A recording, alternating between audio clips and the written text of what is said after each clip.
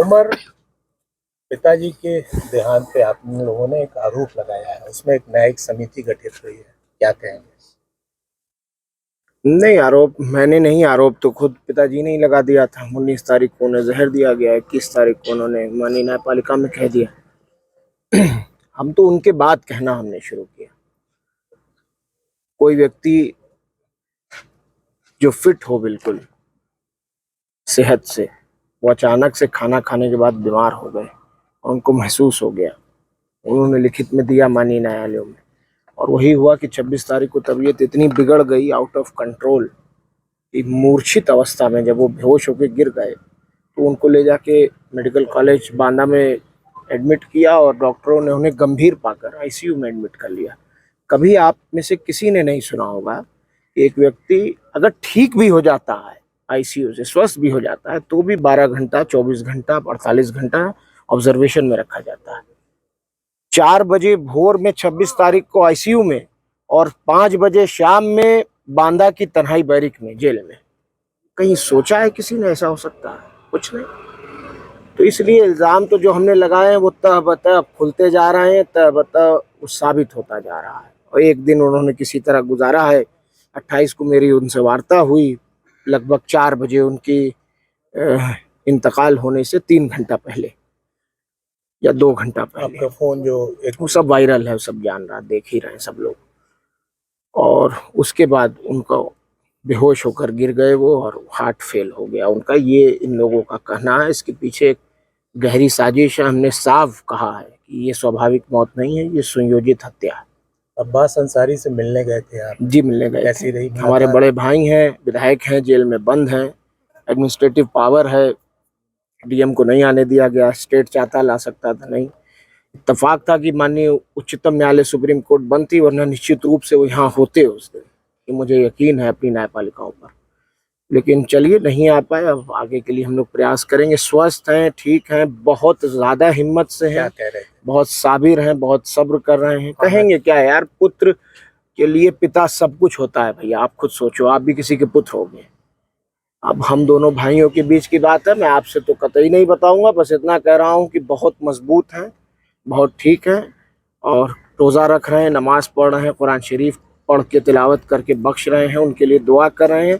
एक पुत्र अपने पिता के लिए कुछ कर नहीं सकता है, और हम दोनों भाई उनकी सेवा नहीं कर पाए। जीवन भर भी सेवा करते तो भी उनके लिए कुछ नहीं कर पाते, और अब तो हमारे पास बस यही मौका है कि जो रास्ता वो गरीब, मजलूम, बेसहारा, यतीमों को, कुचले लोगों को सताए जाने के लिए वो जो लड़ाई लड़ते थे, उनका आंसू पोंछते थे, उनकी मदद करते थे, अब वो रास्ता हमें, हमारे लिए छोड़ गए हैं। हम उसी तरह गरीबों को लामबंद करके, एकजुट करके उनकी मदद करेंगे, उनके लिए खड़े रहेंगे। यही आशा और यही उम्मीद हमारे सीनों में है। उमर, एक सवाल छोटा सा है कि तमाम लोग आ रहे हैं, उनकी कब्र पे फातिहा पढ़ रहे हैं, वीडियो कॉल के जरिए लोग जी, मुख्तार अंसारी का दर्शन कर रहे हैं। चलिए, सच तो बताया आपने कम से कम।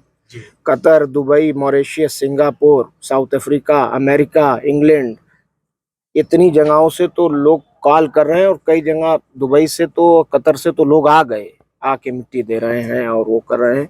और वो तो एक अलग बात है, जो गरीब जनता है पूरे 7-8 जनपदों में, बहुत ज्यादा दुखी है।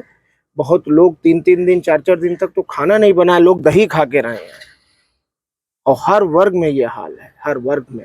और उस दिन का जो जनाजा था, वो सही कहा विधायक जी ने अभी, कि उस जनाजे ने उस मीडिया के जो प्रोपेगेंडा था, माफिया और गुंडा कहने का, वो उसका भी जनाजा उसी दिन निकाल दिया।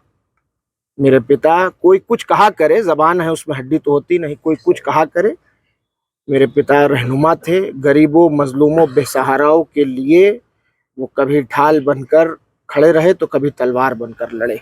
उमर, एक सवाल पब्लिक के बीच में है, जनता भी जानना चाहती है कि मुख्तार अंसारी के आप 2 पुत्र थे, और उनकी जो पत्नी है, आपकी माता जी, उन्होंने शायद दर्शन नहीं किया। सही बात। उनके लिए क्या कर पाया, वो क्या हाजिर होंगे? मेरी वकील से बात हुई थी, हाई कोर्ट इलाहाबाद के गोपाल चतुर्वेदी जी, वो मेरी वालदा के, मेरी माता जी के वकील हैं। उन्होंने बताया कि हम जुडिशियल रेमेडी लिए हुए हैं, उम्मीद है कि जल्द इंसाफ मिले। उम्मीद तो हमें रखनी चाहिए, उम्मीद रखें। तमाम लोग दर्शन कर रहे हैं, आप भी चाहेंगे कि माँ जो है वो अब जख्मों को मत खुरे दिए। मैंने बहुत साहस, बहुत हिम्मत, बहुत धाड़स बना रखा है। मैं 25 साल का ही हूँ अभी। मेरा भाई नहीं है, मेरी माँ नहीं है, मेरे पिता चले गए हैं। लेकिन आप माननीय लोग जो पिताजी के साथ रहे हैं विधानसभा में, एमएलसी लोग, विधायक लोग, तमाम नेता लोग फ़ोन करके, बहुत लोगों ने बहुत प्यार दिया है, हिम्मत दी है, साहस दिया है, और सबने कहा है कि बेटा तुम अकेले नहीं हो और तुम्हारे पिता की हत्या हुई है और हम इस लड़ाई में तुम्हारे साथ हैं। कानूनी रूप से हम अपनी लड़ाई को जारी रखें। उमर भाई, आखिरी सवाल, 40वां से पहले क्या लगता है कि अब्बास भाई भी आप? भैया उम्मीद तो किया जा सकता है, हम लोग प्रयास कर रहे हैं। उमर, एक खबर आ रही है कि बांदा जेल में लोग दुखी हैं या जिस भी वजह से टमाटर और नमक खा रहे हैं, कुछ ऐसी सूचना आ रही है।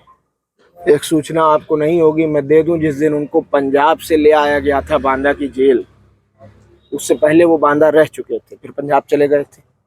पंजाब से जब वापस सुप्रीम कोर्ट के ऑर्डर पे लाया गया तो सुप्रीम कोर्ट ने कहा था कि उनकी मेडिकल एडिक्वेट फैसिलिटीज का ध्यान रखा जाए। और जब बांदा की जेल लाया गया था तो बांदा की क्यारी में, जेल की क्यारियों में कोई फूल नहीं बचा था। ये बात किसी को पता नहीं, मैं आज खोल रहा हूँ इस राज को। कोई फूल नहीं बचा था। वहाँ के कैदियों ने, जब वो अंदर घुसे हैं जेल के, तो सारे बंदियों ने, उस वक्त जेल खुला हुआ तो सुबह के 6 बजे उनको जब दाखिल किया गया, जेल खुल चुका था, तब तक जेलर के कमरे में बैठे हुए थे। सारे कैदियों ने फूल सारे तोड़ के क्यारियों से, और उनको फूलों की वर्षा उनके ऊपर की थी। गरीब, मजलूम, बेसहारा, कहीं भी किसी जनपद, किसी जगह, मेरे यहाँ लोग केरला से। हमसे जुड़े रहने के लिए हमारे YouTube चैनल को सब्सक्राइब करें और नई वीडियो की नोटिफिकेशन के लिए बेल आइकॉन को दबाएं। अगर आप ये वीडियो Facebook पर देख रहे हैं तो लाइक जरूर करें और ज्यादा से ज्यादा शेयर करें। धन्यवाद।